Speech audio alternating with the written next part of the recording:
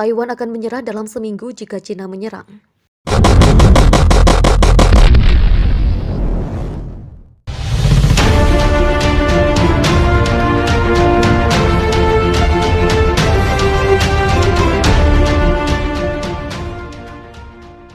Amerika dinilai memainkan permainan berbahaya dengan menempatkan dirinya di publik pada kebijakan membela Taiwan dari Cina.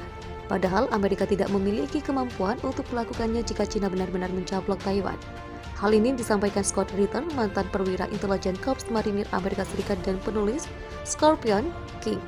Amerika Suicidal Embrace of Nuclear Weapons from FDR to Trump. Kalau Cina menyerang, Taiwan memang akan melawan, tetapi kenyataannya adalah mereka akan jatuh dalam waktu kurang dari seminggu, tegas Scott Ritter. Analisa ini disampaikannya menyusul meningkatnya ketegangan baru-baru ini antara Beijing dan Taipei. Presiden China Xi Jinping berjanji pada hari Sabtu untuk mengejar penyatuan kembali dengan Taiwan dengan cara damai dan memperingatkan negara-negara asing tentang campur tangan dalam masalah ini. Selama beberapa tahun terakhir, Angkatan Udara Republik Rakyat Tiongkok telah menerbangkan jet tempurnya ke zona identifikasi pertahanan udara Taiwan atau AIDIS sebagai sasaran untuk mengirim sinyal ke Taipei bahwa Tiongkok tidak mengakui klaim kemerdekaannya dan setiap gagasan tentang AIDIS adalah batal demi hukum, ujar Ritter dilansir RT.com Ahad 10 Oktober. Insiden ini telah meningkat selama bertahun-tahun, baru-baru ini mencapai puncaknya. Cina menurut Taipei menerbangkan 38 pesawat dalam 2 gelombang ke AIDIS Taiwan pada 1 Oktober, 39 lagi pada 2 Oktober juga dalam 2 gelombang, dan 16 hari berikutnya. Sebagai tanggapan, juru bicara Departemen Luar Negeri Amerika Serikat Ned Price mengeluarkan pernyataan. Amerika Serikat sangat prihatin dengan aktivitas militer provokatif Republik Rakyat Cina di dekat Taiwan yang mengganggu stabilitas, beresiko salah perhitungan, dan merusak perdamaian dan stabilitas regional. Kami mendesak Beijing untuk menghentikan tekanan dan paksaan militer, diplomatik, dan ekonominya terhadap Taiwan. Juru bicara Kementerian Luar Negeri Cina, Hua Chunying lantang menjawab, Taiwan adalah milik Cina dan Amerika Serikat tidak dalam posisi untuk membuat pernyataan yang tidak bertanggung jawab. Pernyataan yang relevan dari pihak Amerika Serikat secara serius melanggar prinsip satu Cina dan ketentuan dari 3 komunike bersama Cina, Amerika Serikat dan mengirimkan sinyal yang sangat salah dan tidak bertanggung jawab. Si Cina menyebut kemerdekaan Taiwan mendorong bahaya tersembunyi yang serius dan menjanjikan penyatuan kembali secara damai dengan pulau yang diperintahkan sendiri. Si Cina menyebut kemerdekaan Taiwan mendorong bahaya tersembunyi dan serius dan menjanjikan penyatuan kembali secara damai dengan pulau yang diperintah sendiri. Pada tanggal 4 Oktober, Taipei mengatakan bahwa Cina mengirim gelombang pesawat terbesarnya ke AIDIS Taiwan, sekitar 56 termasuk 36 jet tempur J-16 dan Su-30, 12 pembom H-6 berkemampuan nuklir, 2 Y-8 pesawat anti kapal selam, dan 2 pesawat peringatan dini dan kontrol udara KC-500.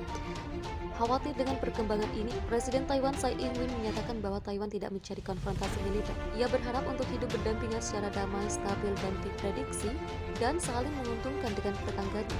Tetapi Taiwan juga akan melakukan apapun untuk mempertahankan kebebasan dan cara hidup demokratisnya. Apapun yang diperlukan, bagaimanapun adalah konsep tak terbatas yang didukung oleh kenyataan terbatas bahwa Taiwan memiliki militer sekitar 165.000 tentara tugas aktif dan sekitar 1,6 juta tentara cadangan yang telah dilengkapi dengan miliaran dolar militer canggih buatan Amerika. Sementara militer Taiwan mungkin terlihat bagus di atas kertas, ia tidak siap menghadapi kenyataan dari jenis pertempuran skala penuh yang akan diarahkan pada mereka jika Cina memutuskan untuk melakukan invasi tanpa militer. Seperti yang dipelajari dunia di Afghanistan, angka yang mengesankan di atas kertas tidak secara otomatis diterjemahkan menjadi kekuatan tempur yang mengesankan di lapangan. Dan Cina akan memberikan kekerasan dalam skala beberapa kali lipat di atas apa yang bisa dibayangkan oleh Taliban. Jika Cina memutuskan untuk menyerang Taiwan, asumsinya adalah bahwa Cina telah melakukan penilaian berbasis intelijen yang ekstensif tentang peluang kemenangannya, yang harus hampir pasti agar Cina dapat melakukan tindakan yang akan membawa sertanya termasuk kecaman dari sebagian besar dunia. Menurut Scott Ritter, militer Cina akan menargetkan dengan presisi titik-titik garnisun dan lokasi penempatan setiap unit tempur darat utama Taiwan. Itu termasuk dengan setiap pesan berkemampuan tempur dalam inventaris Taiwan. Dan itu akan mengidentifikasi pangkalan logistik yang digunakan oleh Taiwan untuk mempertahankan pasukan tempur garis depan. Semua ini akan menjadi sasaran pemboman praserangan ekstensif oleh pasukan rudal udara dan balistik Cina. Setiap unit militer Taiwan yang masih selamat kemudian akan dihadapkan dengan tugas berat untuk menangkis invasi besar-besaran yang kemungkinan akan terdiri dari kombinasi pasukan amfibi dan serangan udara, katanya. Dengan asumsi cukup banyak unit yang selamat dari pemboman praserangan utama Cina, pasukan Taiwan akan menyusun pertahanan yang baik. Namun mereka akan dengan cepat terdesak meninggalkan persediaan amunisi, bahan bakar, dan makanan yang ada di tangan mereka. Unit yang terputus dari pasukan akan mulai menyerah dan gagasan menyerah akan menular. Kantong-kantong pembela tangguh bisa bertahan untuk bertarung selama beberapa waktu, tetapi kenyataannya adalah Taiwan akan jatuh dalam waktu kurang dari seminggu, tegas Ritter. Sementara Amerika Serikat mungkin bakal membuat gelombang besar dengan mengirimkan angkatan lautnya melalui Selat Taiwan, namun manuver seperti itu akan sama saja dengan bunuh diri di saat konflik. Angkatan Laut Amerika Serikat justru akan diturunkan untuk berada di sebelah timur Taiwan, di luar jangkauan kemampuan rudal balistik mematikan Cina. Mereka akan meluncurkan pesawat yang akan memiliki kemampuan tempur terbatas mengingat keterbatasan bahan bakar dan juga berat. Hal yang sama berlaku untuk Angkatan Udara Amerika Serikat, tetapi faktanya adalah setiap pesawat yang dikirim Amerika Serikat untuk membantu Taiwan dan invasi Cina, namun tanpa armada pengganti yang tersedia dalam waktu cepat, tidak akan dapat mengubah arah pertempuran Taiwan. Hal terbaik yang bisa diharapkan Amerika Serikat ketika membela Taiwan adalah dengan memperkuat Korea Selatan. Rencana perang ini yang dikenal sebagai Outline 5027. Salah satu strateginya mengalokasikan 690.000 tentara, 160 kapal, dan 1.600 pesawat untuk ditempatkan dari Amerika Serikat ke Korea Selatan dalam waktu 90 hari setelah perang pecah di semenanjung Korea.